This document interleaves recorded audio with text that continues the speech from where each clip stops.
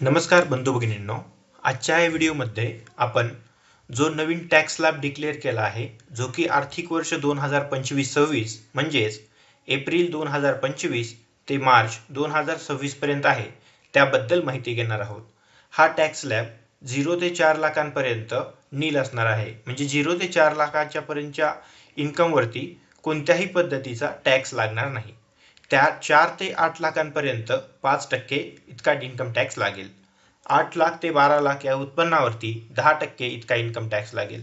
12 ते 16 लाखांवरती 15%, 16 ते 20 लाखांवरती 20%, 20 ते 24 लाखांवरती 25% आणि 24 लाखांच्या वरती उत्पन्न असणाऱ्यांसाठी 30% इतका इन्कम टॅक्स लागेल.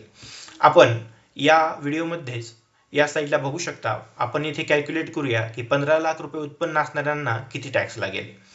याप्रमाणे 0 ते 4 लाख कोणताही टॅक्स लागणार नाही. 4 लाख ते 8 लाख 5% म्हणजेच 1 लाखाला 5% म्हणजेच 5,000. तर 4 लाख रुपयांसाठी 20,000 रुपये इतका इन्कम टॅक्स लागेल 4 ते 8 लाखांमध्ये. 8 लाख ते 12 लाखांमध्ये 10% म्हणजे 1 लाख रुपयाला 10,000 रुपये इतका इन्कम टॅक्स लागेल. 1 लाखाला 10,000 तर 4 लाख रुपयाला 40,000. त्यानंतर 12 लाख ते 15 लाख यामध्ये 15%चा स्लॅब आहे. 1 लाखाला 15,000 तर 3 लाखाला 45,000 टॅक्स लागेल. हे 20 आणि हे 40 60 आणि हे 45 1,05,000. म्हणजे ज्यांचे उत्पन्न 15 लाख रुपये असेल त्यांना वार्षिक 1,05,000 रुपये इतका टॅक्स द्यावा लागेल सरकारला. त्यानंतर आपण आता नेक्स्ट स्लाइड वरती बघू शकतो. जर एखाद्याचे उत्पन्न 12 या स्लाइड वरती आपण मार्जिनल रिलीफ ही फार महत्वाची गोष्ट आहे, याबद्दल समजून घेणार आहोत. जर एखाद्याचे उत्पन्न 12,10,000 रुपये असेल तर बाय ट्रॅडिशनल वेने त्याचा टॅक्स हा असा कॅल्क्युलेट होईल. 0 ते 4 लाख 0 रुपीज टॅक्स. 4 लाख ते 8 लाख 5%नुसार म्हणजेच 1 लाखाला 5,000 रुपये तर 4 लाखाला 20,000 रुपये. त्यानंतर 8 लाख ते 12 लाख 10% यानुसार 1 लाख रुपयाला 10,000 तर 4 लाख रुपयांना 40,000. 12 लाख ते 16 लाख आहे 15,000. आपले उत्पन्न 12 लाखाच्या वरती फक्त 10,000 रुपये आहे. 10,000 रुपयांना 1,500 रुपये इतका इन्कम टॅक्स लागेल. याची सर्वांची बेरीज 20 आणि 40 60 आणि वर्षे 1,500 61,500 इतका इन्कम टॅक्स 12,10,000 रुपये उत्पन्न असणाऱ्या व्यक्तीने देणे एक्सपेक्टेड आहे. आता आपण मार्जिनल रिलीफ समजून घेत असताना जर एका व्यक्तीचे उत्पन्न वार्षिक 12 लाख रुपये असेल तर तो 0 रुपीज टॅक्स देईल.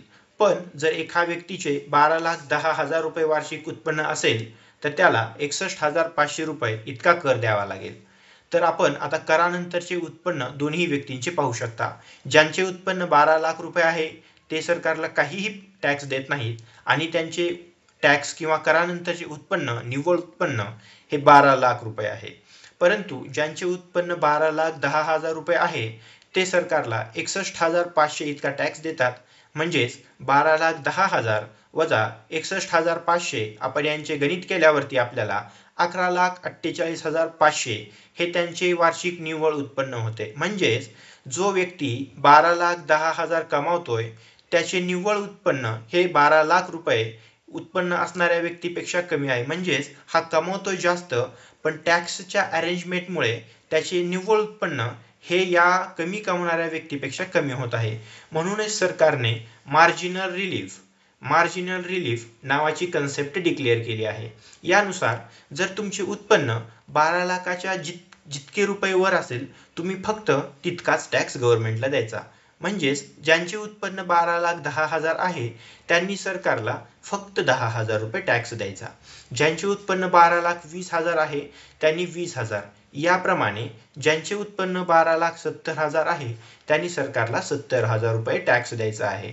ना की ज्यांनी 12,10,000 आहे त्यांनी 61,500 टॅक्स द्यायचा आहे. यामुळे मार्जिनल रिलीफ मिळतो आणि त्यांचा टॅक्स वाचण्यात मदत होते. हा व्हिडिओ कसा वाटला त्याबद्दल आम्हाला आमच्या कमेंट बॉक्समध्ये नक्की कळवा. आपल्याला अजून अशा पद्धतीची कोणती माहिती हवी असेल तर आम्हाला कमेंट बॉक्समध्ये नक्की कळवा. धन्यवाद.